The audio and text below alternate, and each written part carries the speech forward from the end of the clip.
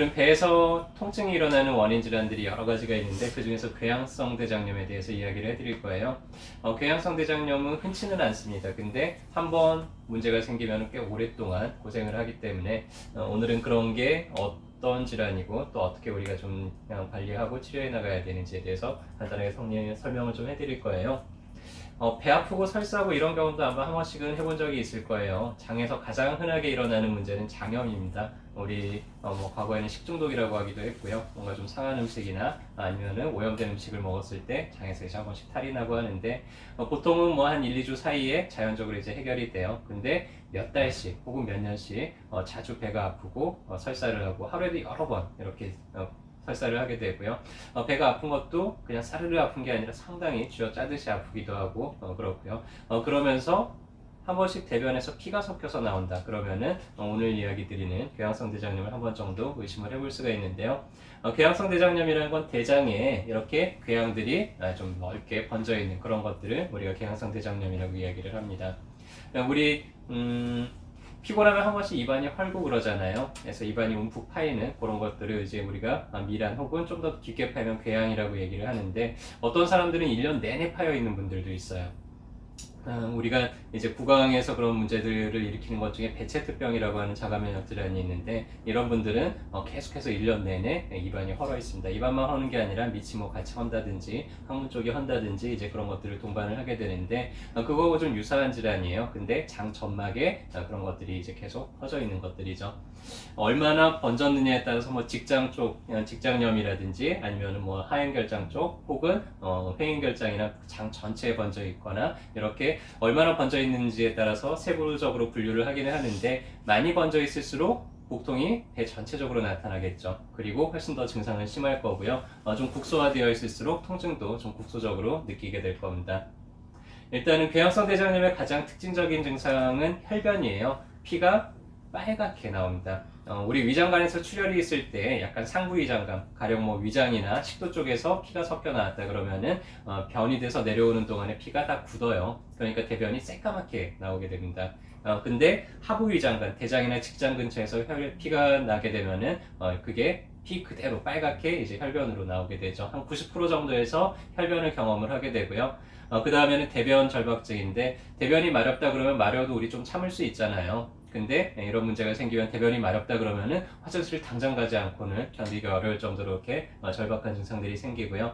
대변을 보고 나더라도 약간 좀 덜 본 것처럼 묵직한 느낌들이 남아있는 경우들도 많고 그리고 대변이 단단하기보다 설사를 훨씬 더 많이 하게 됩니다. 그리고 궤양성 대장염에서만 나타나는 특징적인 질환 증상 중에 하나가 점액변이에요. 왜 애기들 똥 이렇게 보면은 가끔 이렇게 곱똥처럼 콧농 같은 게 이렇게 나올 때가 있잖아요. 해서 궤양성 대장염의 한 55% 정도에서는 이런 콧농 같은 그런 게 대변에 섞여서 나오기도 합니다. 일단은 궤양성 대장이 좀 의심이 된다 그러면은 진단은 내시경을 통해서 하게 되고요. 대장을 통해서 내시경을 집어넣어서 이제 장 전체를 살펴보게 되죠. 그래서 궤양성 대장염 같은 경우에는 장 점막이 이렇게 광범위하게 헐어 있는 것들을 보게 되고요. 그리고 궤양성 대장염하고 좀 유사한 질환 중에 하나가 크론씨병이라고 하는 게 있어요. 크론씨병 같은 경우에는 좀 종으로 이렇게 길게 이제 파여 있는 것들을 볼 수 있고 이렇게 특징적으로 동글동글하게 몽글몽글하게 이제 세포들이 뭉쳐 있는 것들을 관찰을 할 수가 있습니다. 크론씨병은 대장 쪽에만 국한되지는 않고요. 소장 쪽에도 나타날 수가 있고요. 그리고 길게 우리가 장이라는 거는 크게 세 개의 층으로 되어 있어요. 가장 안쪽부터 점막층, 그 다음에 그 안쪽으로 근육층, 가장 바깥쪽으로 이제 장막층인데 근육층이나 혹은 심할 때는 이제 장막층까지 같이 이제 파고드는 게 크론씨병이고요. 더 심하면은 장이 천공이 돼서 구멍이 나기도 하고 그런 질환입니다. 그리고 종으로 길게 이렇게 파여 있는 것들이 특징이고요. 그리고 군데군데 이렇게 나타나는 것들이 특징입니다. 궤양성 대장염은 점막층에만 손상이 국한되어 있고요.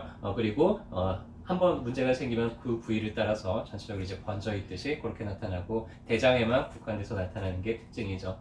근데 둘 다 자가면역 질환이에요. 자가 면역 질환이라는 건 내 몸에 있는 면역 세포들, 그러니까 군대죠. 우리나라로 따지면은 원래 군대를 우리가 양성하고 있는 목적이 뭐예요? 적군들이, 외부에 있는 세력들이 우리나라를 침범하지 않게 막기 위해서 군대들이 있죠. 우리 몸에 있는 면역 세포가 원래 하는 일은 밖에서 들어오는 바이러스나 세균들을 막는 역할을 하는데, 근데 이 군대가 외부의 적을 막는 게 아니라 내부에 있는 우리 자국민을 이제 죽이거나 손상을 시키는 현상이에요. 그래서 내 몸에 있는 면역세포들이 내 몸에 있는 정상적인 세포들을 공격하는 것을 자가면역질환이라고 합니다. 어떤 세포들을 공격하느냐에 따라서 뭐 류마티스라고 하기도 하고요, 뭐 다발성 신경병이라고 하기도 하고요, 여러 가지 이제 병명들이 있는데, 궤양성 대장염이나 크론시 병은 장 점막에 이렇게 번지는 그런 자가면역성 질환이고요. 좀 유전적인 요인이 있다고 하는데 한 10에서 15% 정도 내 가족 중에 그런 문제를 앓고 있는 경우 한 10에서 15% 정도가 나한테 문제가 나타날 수 있다고 하고요.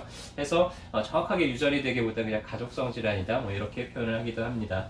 환경적인 요인이 상당히 크게 작용을 하고요. 그 사람이 먹는 음식이나 혹은 약물이나 이런 거에 있어서 문제가 생기기도 하고, 스트레스가 또 가장 큰 원인 중에 하나이기도 해요. 그리고 장내 미생물 상태에 따라서도 그런 것들이 잘 생길 수가 있는데요. 우리 장에는요, 상당히 많은 미생물들이 살고 있습니다. 제가 퀴즈를 하나 내볼게요. 여러분 몸을 구성하고 있는 세포가 대충 몇 개 정도 되는지 혹시 알고 계세요? 원래는 이제 수정란 하나에서 시작을 했죠. 하나의 세포가 2개가 되고 4개가 되고 계속 분할을 해서 우리 전체 사람 몸을 이제 이루는 상당히 많은 세포의 집합체인데요. 대략 30조 개 정도가 된다 그럽니다. 잘 감이 안 잡히지만 되게 많은 숫자죠. 자, 근데 우리 몸을 구성하고 있는 세포 외에 우리 몸에 같이 살고 있는 세포들이 있어요. 우리 피부에도 여러 가지 이런 미생물들이 살고 있고 우리 장 안에도 살고 있는데, 이런 미생물들은 세포 수가 몇 개 정도 되는지 아세요?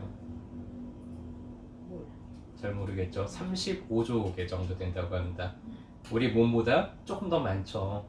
그렇죠. 그래서 근데 이 우리 몸에 살고 있는 여러 미생물들 중에서 거의 90% 이상이 대장 속에 살고 있어요.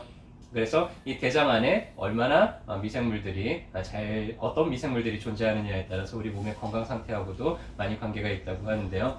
여러분들이 보는 대변이 우리가 먹는 음식이 찌꺼기가 대변으로 빠져나온다고 생각하잖아요. 근데 그 중에 절반은 미생물들의 시체예요. 여러분들 장 속에 있는 그 어마어마하게 많은 미생물들 중에서 그 시체들이 대변이 돼가지고 이제 빠져나오기도 합니다. 그래서 어떤 미생물들, 좀 우리 몸에 도움이 되는 미생물들이 많을수록 장도 건강하고 우리 몸도 건강할 거예요. 근데 우리 몸에 좀 해를 끼치는 그런 미생물들 숫자가 많아지게 되면은 그러면 우리 건강도 나빠지고 장 상태도 나빠질 거예요. 이 궤양성 대장염 환자들을 보면 대체적으로 장내 미생물 환경들이 상당히 안 좋다고 알려져 있습니다. 요새 그리고 가장 핫한 의료 분야 중에 하나가 장내 미생물에 관한 얘기들이에요. 최근 10년 안에 논문들이 엄청나게 많이 나오고 있는데, 그동안은 그렇지 않다고 여겼던 많은 질환들이 장내 미생물하고 좀 많은 연관성이 있다는 보고들이 많이 나타나고 있고, 오늘 안내해드리는 궤양성 대장염도 그런 질환 중에 하나예요. 그래서 그런 분들은 이제 유산균 같은 거를 섭취를 하면 좀 도움이 될 텐데, 유산균만 먹는다고 해서 도움이 되지는 않습니다. 유산균이 잘 살아가려면은 유산균이 먹고 살만한 먹이들을 많이 줘야 되겠죠. 그래서 유산균들은 어떤 것들을 좋아하냐면 섬유질을 좋아해요. 우리 좀 씹었을 때 질긴 것들, 뭐 과일 껍데기라든지 껍질이라든지 아니면은 뭐 나물 종류라든지 이런 것들, 그런 섬유질을 충분히 섭취를 해줘야지만 유산균이 잘 안착을 하고 살아갈 수가 있고요.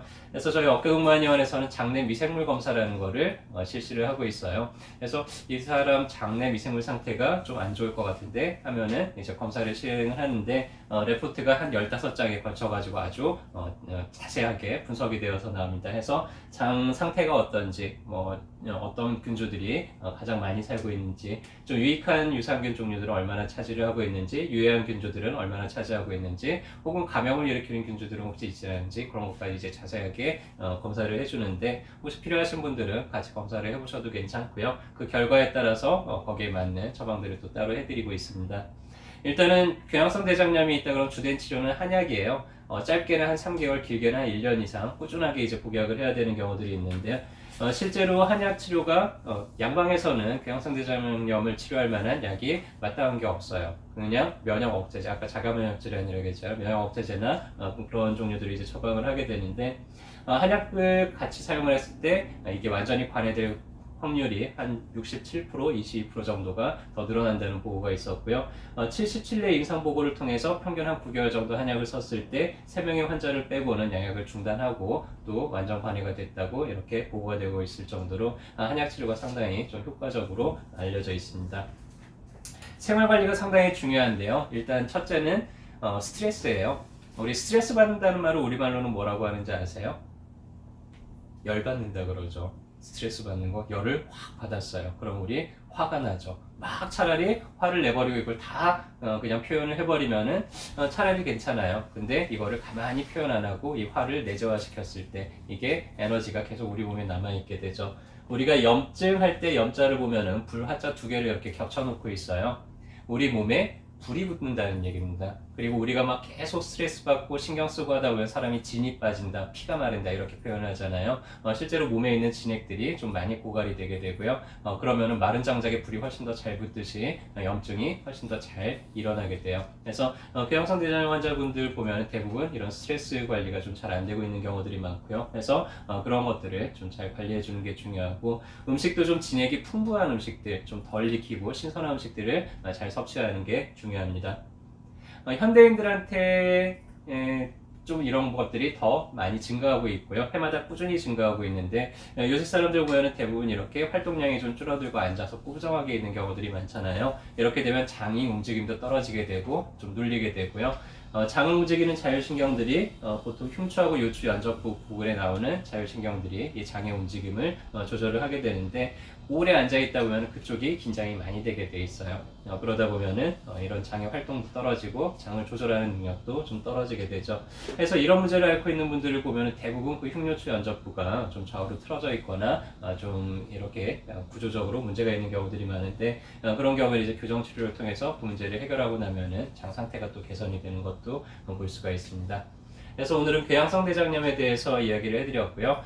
궤양성 대장염 같은 게 있다 그럼 적극적으로 한방 치료들을 좀 같이 병행을 하거나 혹은 한방 단독 치료로도 상당히 좀 성과들이 좋다는 보고들이 많이 있기 때문에 걱정하지 마시고 어디를 찾아가면 된다고요? 어깨동무. 네, 어깨동무 찾아오시면 저희가 또 잘 그런 것들을 티칭해드리고 안내해드리도록 하겠습니다.